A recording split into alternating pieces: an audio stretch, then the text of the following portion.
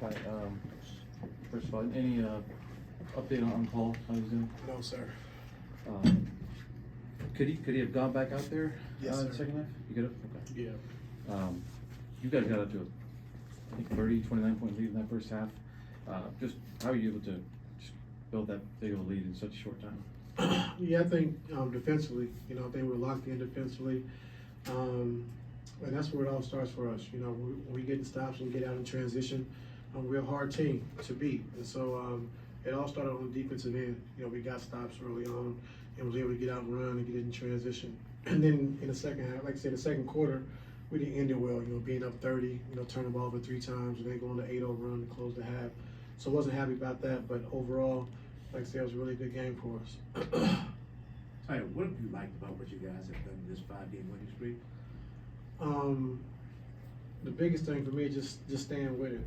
I think early on it was tough for us, just trying to figure out how we wanted to play, trying to figure out rotations and all the different things and how James, PG, Kawhi, and Russell all play together. And so once we figured that out, and just like the guys having constant dialogue after practice, before practice, James grabbing Kawhi and PG after practice, going through some plays and grabbing Zoo and Tice, going through pick and rolls or how he wants them to set it and roll, and grabbing our young guys with bones and those guys working out. And so just, every day just, continue trying to get better. And we still got a long ways to go, but like I said, we're trending in the right direction. We're doing a lot of good things, and we still just gotta, stay with it and continue to put in the work. Coach, in the last 5 games, Kawhi is averaging 28.6, 31, in 3 quarters today. Do you see him being a little more aggressive offensively, trying to make sure that he get his, especially with the comfort zone that he's in right now offensively? Yeah, I think, like I said, picking the spots. I think, James and PG be able to, run pick and roll and get into the paint. He's getting some easy catch and shoot threes. He's able to play off closeouts, and so he doesn't have to pound the whole game, and that's been really good for him. And teams trying to double team him, but he's going quicker before the double team gets there. And he's either getting to the basket, getting to a shot, or getting to the free throw line. So that's been really good. And just like I said, it's gonna take some time just to figure out how we want to play with all these guys on the floor, And so they're figuring it out together. They're making each other better, and that's what it's all about. Todd, along the same lines of Kawhi, like you've coached him for 4 years now. Like, does anything he does that still surprise you at all? I think it surprised Monk the way he stole the ball. Monk was at the free throw line when he just reached around. Just defensively, what he does defensively is huge for us. And just taking that challenge, and like I said, T-Man starting the game off on the best player most of the time, and then Kawhi and PG following up, down the stretch of games, in the fourth quarter. And just seeing what he's doing defensively is big for us. And this stretch of games from him, like, what does this do for you guys? Not just his production, but when he comes out with that mindset of taking over early, like, what does that do for you guys offensively? Like you said, just giving us the confidence, and the biggest thing is just making sure we play the right way and making sure that when guys are open, we're making the right pass. Taking care of the basketball has been a thing of ours coming into it. So I think Kawhi's done a good job of just talking to the guys, understand what we need every single night on both sides of the basketball. And he's going out producing on both sides of the basketball as well. But he's been a lot more vocal, like you said, this last stretch and this run. He's been a lot more vocal, making sure the guys are locked into what we're trying to do. So, T, you take that early timeout, fourth quarter, and I'm pretty sure you told James his night was done then. Like, what was that conversation like? How did James take it? I can't remember. You got a chance to blow somebody out, and that's the best load management when you have that big lead. Like, how do, especially coming out of half, like, how do you guys like James, like Kawhi, kind of talk to guys during those timeouts, during those in-between free throws to kind of say, like, get this lead up, and then you can have easier rest of the game?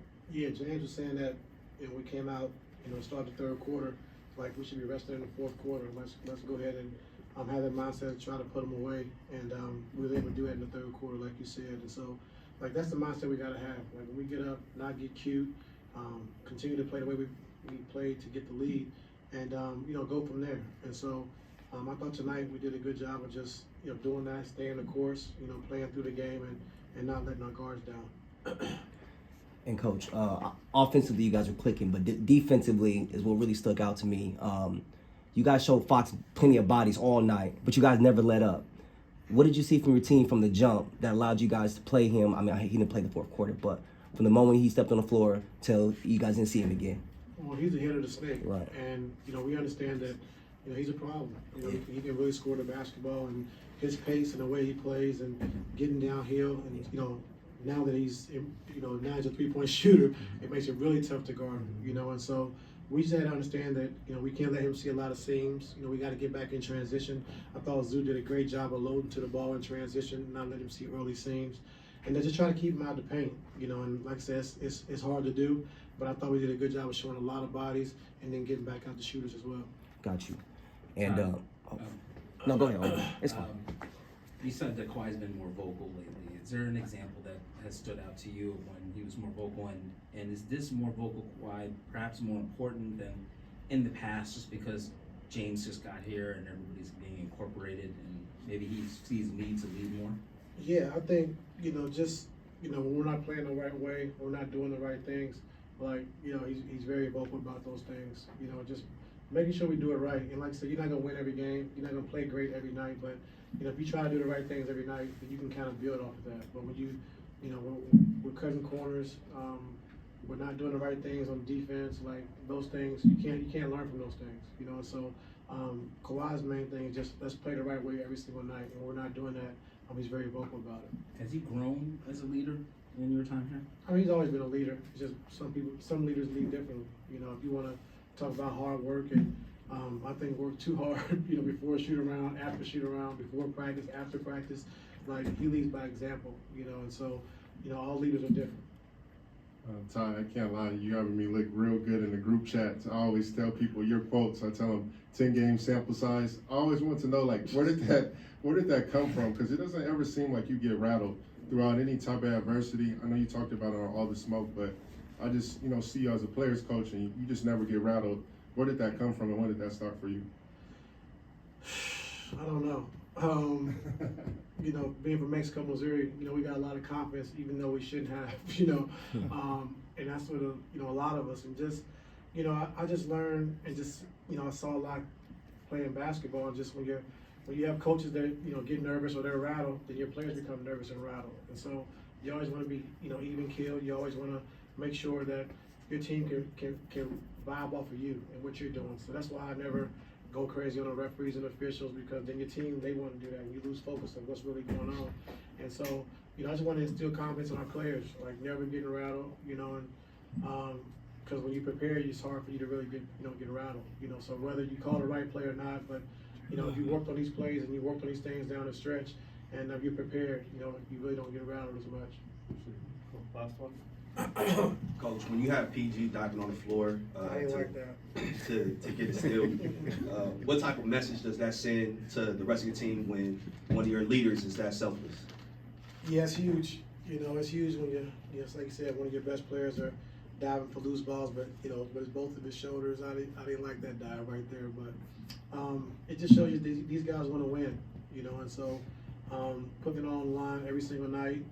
Playing big minutes, playing in back-to-backs, played every game this year, it's huge for us. And so when Kawhi, PG, Russ, James are leading by example like that, when they're doing things like that, all the other guys have to fall in line.